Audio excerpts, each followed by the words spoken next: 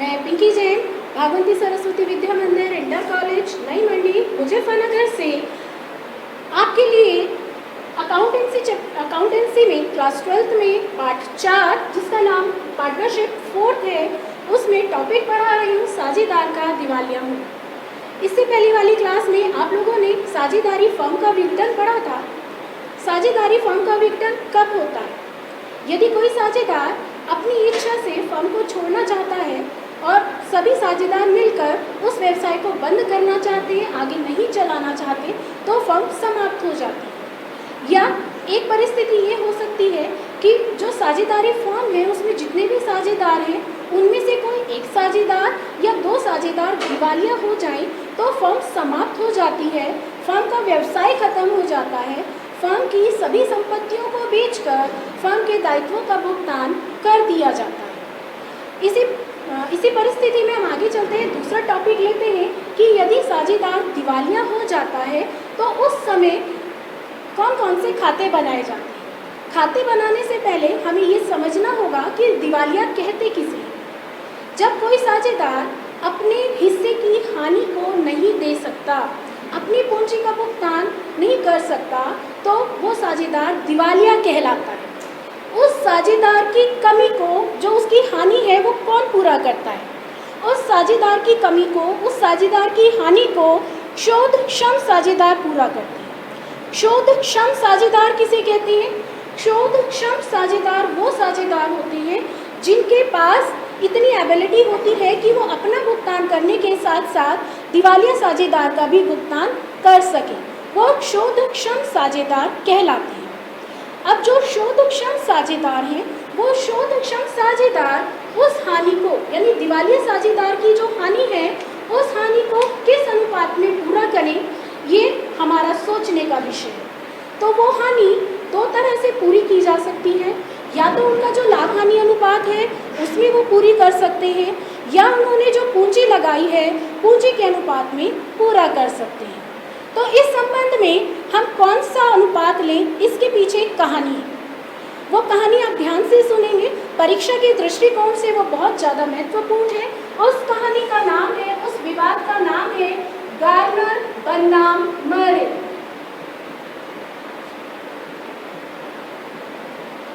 ये कहानी सुनाती हूँ, इसे कहानी की तरह सुनेंगे, जल्दी याद हो जाएगी। गार्नर बनाम मरे एक विवाद हुआ है जिसमें 3 साझेदार थे, गार्नर, मरे और एक साझेदार का नाम था विकिन्स। इन तीनों ने सन 1900 में इंग्लैंड में एक अपना बिजनेस शुरू किया था, 1900 से पहले। लेकिन 1900 में इनकी कंडीशन ऐसी हो गई कि इन्होंने अपने साझेदारी व्यवसाय को समाप्त करने का निश्चय किया। लेकिन वहाँ पता चला कि जो विकिन्स है वो दिवालिया हो गया है, यानी वो अपनी हानि पूरी नहीं कर सकता, पूर्णता को पूरा नहीं कर सकता। उस साझेदारी में क्या था, जो ये तीनों साझेदार थे, वो तीनों साझेदार समान अनुपात में लाभ हानि को बांटते थे। तीनों ने पूंजी असमान लगाई हुई थी। दूसरा, इनके पास कोई साझेदारी संलेख नहीं था। तो इनमें जब विकिन्स दिवालिया हो गया तो इन दोनों में झगड़ा हुआ, गार्नर और मरे में, कि वो इसकी हानि को किस अनुपात में पूरा करें। गार्नर कहता था लाभ हानि अनुपात में पूरा करेंगे, क्योंकि ये व्यापार की हानि है, तो इसे व्यापार की हानि को लाभ हानि अन्य हानियों की तरह लाभ हानि अनुपात में बांटा जाना चाहिए। जबकि मरे ने कहा कि ये पूंजी की हानि है, इसीलिए इसे पूंजी के अनुपात में ही बांटा जाना चाहिए। इन तीनों का विवाद, इन दोनों का ये झगड़ा न्यायालय में पहुंचा। न्यायालय में न्यायाधीश जॉयस थे जो इस मुकदमे को सुन रहे थे। सारा मुकदमा सुनने के बाद उन्होंने ये तय किया कि जो विकिन्स है, जो विकिन्स की अपूर्णता है की हानि है, वो पूंजी की हानि है, अर्थात इसे पूंजी के अनुपात में ही बांटा जाना चाहिए। तो सन 1903 में नवंबर में ये निर्णय दिया गया कि जो साझेदार हैं, यदि उनमें से कोई साझेदार दिवालिया हो जाता है तो दिवालिया साझेदार की हानि को शोधक्षम साझेदार पूंजी के अनुपात में बांटेंगे। इस संबंध में इस अधिनियम के अंतर्गत इस विवाद में न्यायाधीश जॉयस ने, न्यायाधीश नाम ध्यान से देखेंगे, न्यायाधीश जॉयस, न्यायाधीश जॉयस थे, उन्होंने सन 1903 में इंग्लैंड में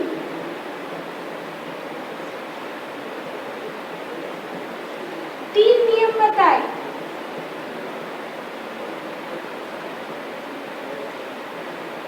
दिवालिया साझेदार के संबंध में। पहला नियम क्या बताया, ध्यान से देखेंगे, सुनेंगे, मोस्ट इंपॉर्टेंट है 12th क्लास के लिए बोर्ड परीक्षा की दृष्टि से। पहला नियम है कि जितने भी साझेदार हैं सभी, चाहे वो दिवालिया हो, चाहे शोधक्षम साझेदार हो, वो तीनों साझेदार यानी सभी साझेदार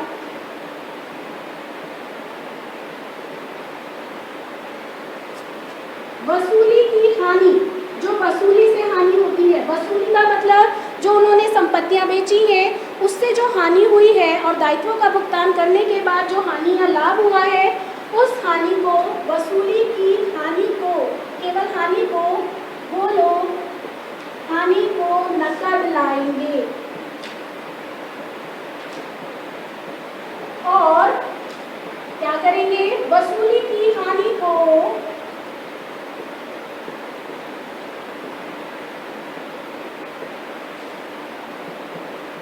लाभ हानि अनुपात में बांटेंगे। ये ध्यान देने वाली बात है, वसूली की हानि लाभ हानि अनुपात में बांटी जाएगी।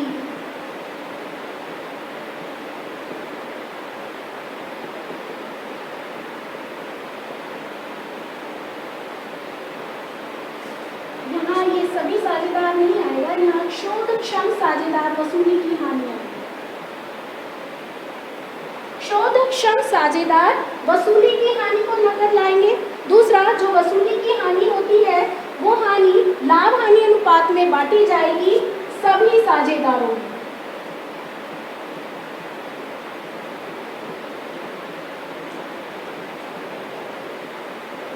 दो बातें आई हैं, शोधक्षम साझेदार केवल नकद लाएंगे और जो हानि बांटी जाएगी लाभ हानि अनुपात में वो सभी साझेदारों में बांटी जाएगी।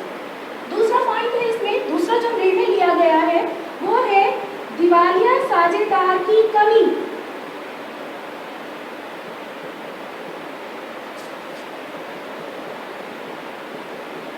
दिवालिया साझेदार की पूंजी की कमी को शोधक्षम साझेदार, शोधक्षम साझेदार पूंजी के अनुपात में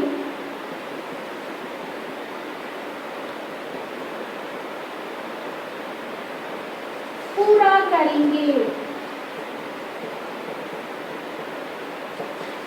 इस अनुपात में शोधक्षम साझेदार पूंजी के अनुपात में पूरा करेंगे। तीसरा पॉइंट, वो पूंजी कौन सी होगी, पूंजी कौन सी होगी। पूंजी दो प्रकार की होती है, आपने इससे पहले वाले चैप्टर्स में पढ़ा होगा। सबसे पहले होती है स्थायी पूंजी और दूसरे नंबर पर होती है परिवर्तनशील पूंजी।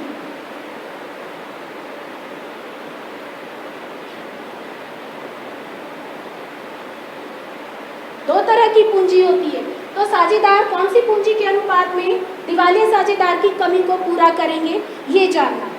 अगर व्यापार में स्थायी पूंजी खाते बनाए गए हैं तो अंतिम समय जो पूंजी आपको आर्थिक चिट्ठे में दी हुई है उसका हम अनुपात लेंगे और उसमें कमी को बांट देंगे। और यदि परिवर्तनशील पूंजी खाते बनाए गए हैं तो परिवर्तनशील पूंजी खातों में पूंजी अनुपात लेने से पहले यदि आर्थिक चिट्ठे में कोई अवितरित लाभ दिया है या संचय दिया है तो दोनों को सभी साझेदारों में बांटकर उनके लाभ हानि अनुपात में उसके बाद जो पूंजी का शेष होगा वह पूंजी का अनुपात लिया जाएगा। तो हमें ये तीन निर्णय जॉयस ने दिए हैं। पहला एक बार और रिवाइज करा देती हूँ कि जो शोधक्षम साझेदार है वसूली की हानि को नकद लाते हैं। दूसरा, वो वसूली की हानि सभी साझेदारों में लाभ हानि अनुपात में बांटी जाती है।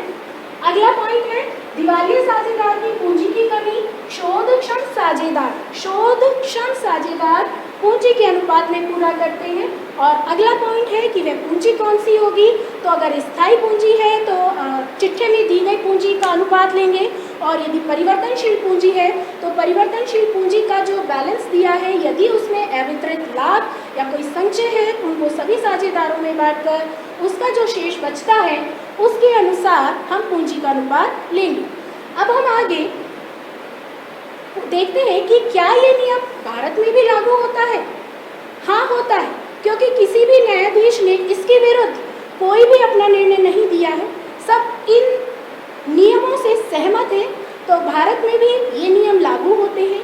कोई व्यापारी सभी नियमों को लागू कर लेता है, लेकिन कई व्यापारी इसको आंशिक रूप में भी लागू करते हैं। वो क्या करते हैं कि कमी को वो बांट तो लेते हैं पूंजी के अनुपात में, लेकिन जो शोधक्षम साझेदार हैं वो वसूली की हानि को नकद नहीं लाते। तो भारत में इसमें कोई मतभेद नहीं है। कोई भी व्यक्ति, कोई भी साझेदार, कोई भी व्यापारी इन नियमों को अपना सकता है, या जो भारतीय साझेदारी अधिनियम में नियम दिए गए हैं उनको फॉलो कर सकता है।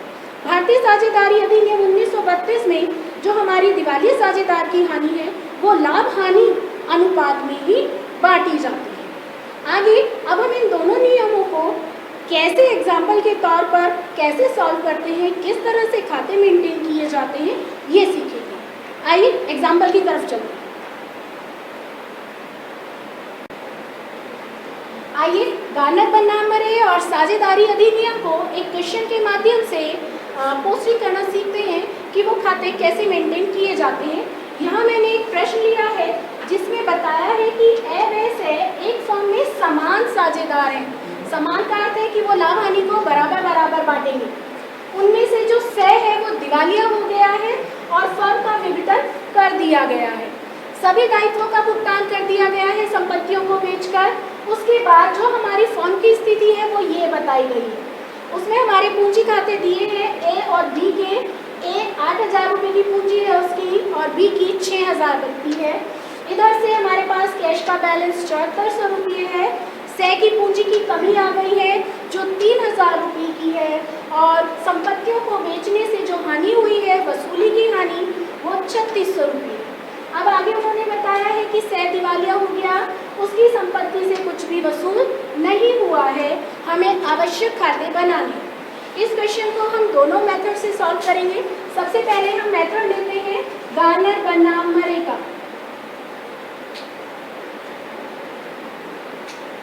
गार्नर-बर्नम-मरे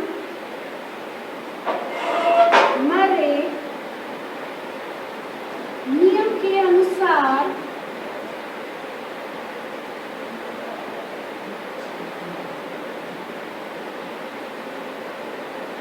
खाते।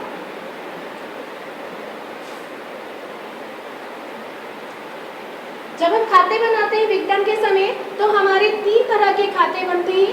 एक वसूली खाता बनता है, एक पूंजी खाता बनता है और एक रोकड़ खाता बनता है। आर्थिक चिट्ठा विघटन के समय नहीं बनाया जाता क्योंकि फर्म समाप्त हो गई है। अब हम यहाँ वसूली खाता भी नहीं बनाएंगे क्योंकि हमें यहाँ पर वसूली की हानि दी हुई है। अगर हमें यहाँ पर और संपत्तियाँ दी हुई होती और वसूली की हानि नहीं दी हुई होती तो हमें वसूली खाता यानी रियलाइजेशन अकाउंट बनाना होता। तो हमें यहाँ रियलाइजेशन अकाउंट की कोई आवश्यकता नहीं है, हम डायरेक्ट पार्टनर्स कैपिटल अकाउंट बनाते हैं। तो पार्टनर्स कैपिटल अकाउंट बनाएंगे हम यहाँ पर पार्टनर्स कैपिटल अकाउंट। 3 साझेदार हैं यहाँ पर, तो तीनों साझेदारों के लिए अमाउंट के हम 3 कॉलम बना लेंगे, डेबिट पक्ष में भी और क्रेडिट पक्ष में। तो ये हमारा कॉलम हो गया पर्टिकुलर का, सबको आते हैं बनाने, सीख लिए होंगे आपने। ये ए का अमाउंट, ये बी का, ये सी का, और ये इधर क्रेडिट की तरफ चलते हैं पर्टिकुलर्स ए बी सी। अब कैसे बनाते हैं? अब इसमें हम सबसे पहले सभी साझेदारों के पूंजी के शेष उतारेंगे जिसे हम लिखेंगे बाय बैलेंस बी डी। पूंजी के शेष, ए का शेष कितना है 8,000, बी का शेष है 6,000, ये आ गया। अब सी का शेष हमें संपत्ति पक्ष में दिया है तो इसे डेबिट की तरफ उतारा जाएगा। इसे लिखेंगे टू बैलेंस बी डी। ए का नहीं है, बी का नहीं है, सी का है 3000। उसके बाद यहाँ वसूली की हानि दी हुई है। वसूली की हानि को सभी साझेदार अपने लाभ हानि अनुपात में बांटेंगे, अर्थात समान अनुपात में बांटेंगे। बराबर बराबर 3600 रुपये को बांटना है। डेबिट होगा क्योंकि हानि है, तो इसे हम शो करेंगे रियलाइजेशन अकाउंट। 1200 रुपये तीनों में बढ़ जाएंगे, समान है। आगे कोई इसमें ना तो कोई अवितरित लाभ या हानि है, ना कोई संचय है। तो अब हम हमारा ये कैपिटल अकाउंट, अब हम इसको क्लोज करते हैं। तो सबसे पहले हम क्लोज करते हैं सी का खाता, क्योंकि सी दिवालिया हुआ है। उसकी कमी को देख लेते हैं कि उसकी कमी कितनी आती है, फर्म उसे कितने रुपये देने। उसको यहाँ रुपये देने हैं 4200। अब ये 4200 रुपये ये पे नहीं कर सकता क्योंकि ये दिवालिया है। अब ये दिवालिया हो गया है, तो ये 4200 रुपये को कौन देंगे? जो शोधक्षम साझेदार है, अर्थात ए और बी। अब दूसरी बात आती है कि ए और बी किस अनुपात में बांटे ये 4200 रुपये। तो हमारा नियम चल रहा है गार्नर बनाम मरे।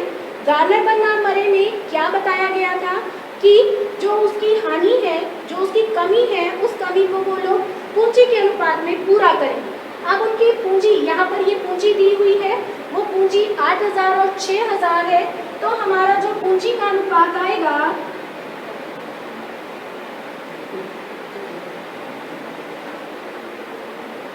नियम को फॉलो करेंगे कि हमारा पूंजी का अनुपात 8000 6000 है, अर्थात 8 और 6 इसको शॉर्ट में कर देते हैं। 4 और 3 का अनुपात बैठता है। अब जो 4200 रुपये है वो 4 और 3 के अनुपात में बांट दिए जाएंगे, अर्थात ए पूरा करेगा। ए को कितने देने होंगे? 4200 का 4/7 और बी पूरा करेगा 4200 का 3/7। तो ये कितना हो जाएगा? 2400 रुपये और ये हो जाएंगे 1800। तो पूंजी के अनुपात से पता चलता है कि जो ए है वो पूंजी की कमी पूरा करेगा 2400 रुपये और जो बी है वो पूरा करेगा 1800। ये हमने दूसरा नियम लगाया है गार्नर बनाम मरेगा कि वो पूंजी के अनुपात में ला रहे हैं। तो ये इधर से इनकी पूंजी से कमी हो जाएगी 2400 रुपये और 1800। पहला नियम था कि जो शोधक्षम साझेदार है वो वसूली की हानि को नकद भी लाएंगे। तो उनकी वसूली की हानि 1200 रुपये है, तो वो कैश लेकर आएंगे इसको बाय कैश 1200। अब बाकी के खाते हम बंद कर देते हैं। ए और बी का ये बन गया हमारा 9200 रुपये और ये बन गया हमारा 7200 रुपये और ये हो गए हमारे 4200। 9200 7200। अब जो शेष है वो ये कैश ले जाएंगे, इनको कैश मिल जाएगा। तो इनका शेष बचता है 5600। ए 5600 रुपये लेकर जाएगा और ये लेकर जाएगा 4200 रुपये। बी 4200 रुपये लेकर जाएगा, मिलने हैं उसको, और 5600 रुपये ए को मिलने हैं। अब हम यहाँ कैश अकाउंट बना देते हैं। दूसरा हमारा कैश अकाउंट बनेगा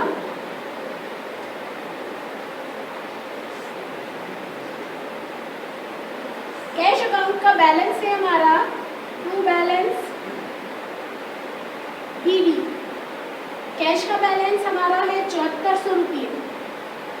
अब फॉर्म में क्या क्या दिया किसने? ए और बी ने 1200 रुपये दिए हैं। एज कैपिटल अकाउंट और बीज कैपिटल अकाउंट। ये 1200 रुपये ए ने दिए वसूली की हानि के और 1200 रुपये बी ने दिए वसूली की हानि के। अब उनको मिलेगा क्या क्या? बाय एज कैपिटल और बाय बीज कैपिटल। ए को मिलने थे 5600 और बी को मिलने हैं 4200। देखिए अब ये खाता बराबर आ जाएगा 9800 रुपये और ये भी आ गए 9800 रुपये। तो ये हमारा गार्नर बनाम मरे का नियम हो गया जिसको हमने फॉलो किया है। इसमें हमने दो खाते बनाए हैं, पार्टनर्स कैपिटल और कैश अकाउंट। पार्टनर्स कैपिटल में हमने दिवालिया साझेदार की पूंजी की हानि को पूंजी के अनुपात में बांटा है। अब हम इसको भारतीय साझेदारी अधिनियम के अंतर्गत समझ लेते हैं। भारतीय साझेदारी अधिनियम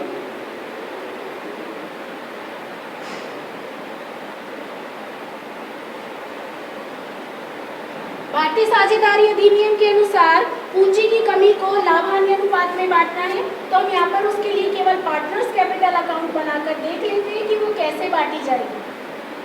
पार्टनर्स कैपिटल अकाउंट उसी तरीके से बनेगा, पर्टिकुलर ए का, बी का, सी का, इधर भी ए बी सी। सबसे पहले यहाँ पर भी हम बाय बैलेंस बीडी करेंगे। उसमें हमारी पूंजी थी 8000 ए की और 6000 बी की। दूसरा इधर से सी की उतारेंगे, टू बैलेंस बी डी। सी की पूंजी थी हमारी 3000 रुपये। वसूली की हानि को बांटेंगे पिछली बार की तरह ही बाय रियलाइजेशन अकाउंट। जो पूंजी थी 1200, हानि थी 1200 और 1200। भारतीय साझेदारी अधिनियम के अंतर्गत वसूली की हानि नकद नहीं लाई जाती, इसीलिए 1200 रुपये ए और बी नहीं लाएंगे। तीसरे में भी बटेगी 1200। अब हम सी दिवालिया हो गया है, उसका खाता बंद कर देते हैं। 4200 रुपये उसे पूरे करने हैं, देने हैं, लेकिन वो नहीं दे सकता। उसके वो पैसे ए और बी देंगे और भारतीय साझेदारी अधिनियम के अनुसार अपने लाभ हानि अनुपात में देंगे। लाभ हानि अनुपात समान है यानी बराबर बराबर देंगे। तो ए पूरा करेगा कमी को 4200 का आधा,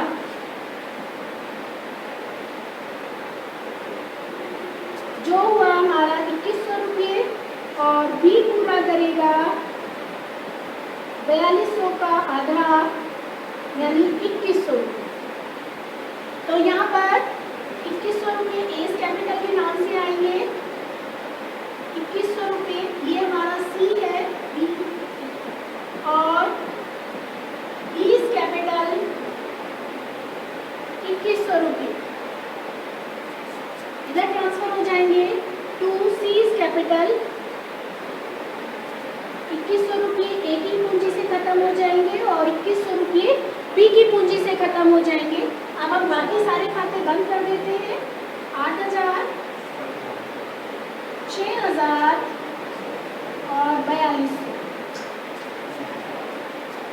8000, 6000, 4200। इनका शेष निकाल दीजिए, कितना बचता है? 4700 रुपये ए को मिल जाएंगे और इसको मिल जाएंगे 2700। तो इन दोनों में अंतर देखिए, अगर हम गार्नर बनाम मरे से करते हैं तो यहाँ पर ए को कितने रुपये मिल रहे हैं? 5600 और बी को 4200। और अगर हम भारतीय साझेदारी अधिनियम के अंतर्गत देखते हैं तो वहाँ पर ए को 4700 रुपये मिल रहे हैं और इसको 2700 रुपये। आशा है आप सबको ये क्वेश्चन समझ आ